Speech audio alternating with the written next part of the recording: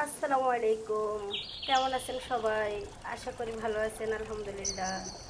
আমি আজকে গরুর বট রান্না করব। দেখেন কিভাবে রান্না করতে হয়। প্রথমে হাঁড়িতে আমি তেল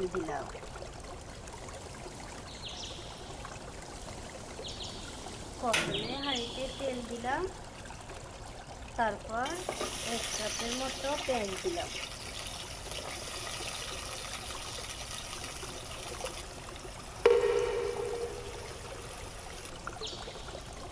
তারপর 2টা তেজপাতা দিলাম।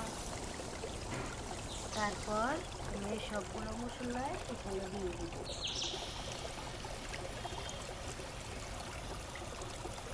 এগুলো দেওয়ার পর 4-5টা কাঁচামরিচ দিব আমি এখানে।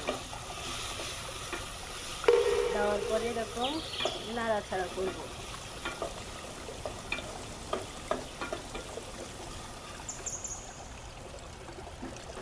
নাড়াচাড়া করতে থাকবো। যখন একটু লালচা ভাব হবে তখন এখানে রসুন দিয়ে দিব।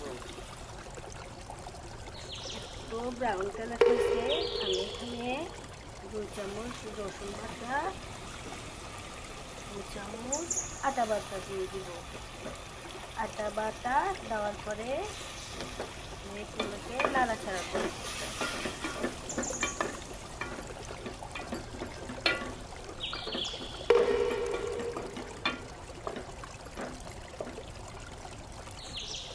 তারপর 1 চামচ হলুদ দিলাম, জিরা দিলাম 2 টেবিল চামচ, ধনিয়ার গুঁড়া দিলাম 1 টেবিল চামচ, লাল মরিচের গুঁড়া দিলাম 1 টেবিল চামচ। জাল যে যে রকম পছন্দ করে সে সেরকম দিবি। তারপর আমি দিয়ে দিলাম গরম মশলা 1 চামচ, লবণ দিয়ে দিলাম পরিমাণ মতো। যে যেরকম লবণ লাগবে সে সেরকমভাবে লবণ দিবে। তারপর তারপর ধুয়ে রাখা বড়িগুলা আমি এখানে পাতিলে ঢেলে দিলাম। দেওয়ার পরে আমি এগুলোকে নাড়াচাড়া করলাম।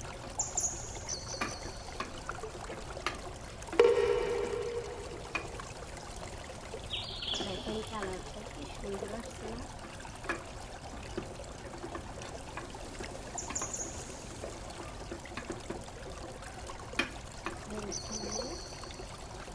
নাড়াচাড়া করার পর আমি এটাকে ঢাকনা দিয়ে রাখবো। 10 মিনিট ঢাকনা দিয়ে রাখবো। 10 মিনিট পরে ঢাকনাটা আমি উঠাই নিলাম। নেওয়ার পরে দেখি কীরকম ভাজা ভাজা হয়েছে।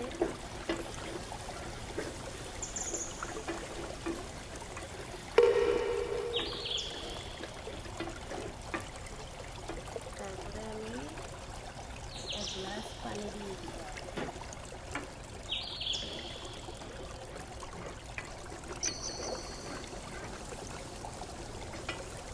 দেওয়ার পরে আবার 10 মিনিট ঢাকনা দিয়ে রেখে দিব। 10 মিনিট পরে ঢাকনাটা আমি উঠে নিলাম। পানিগুলো একদম শুকিয়ে গেছে।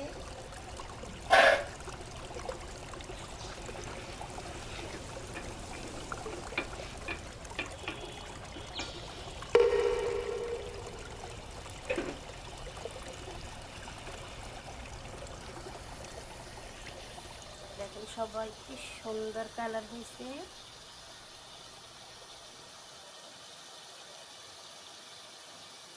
আশা করি আমার ভিডিওটা সবাই ভালো লাগছে। আশা করি আমার ভিডিওটা সবাই দেখবেন। ভালো থাকবেন সবাই। আসসালামু আলাইকুম।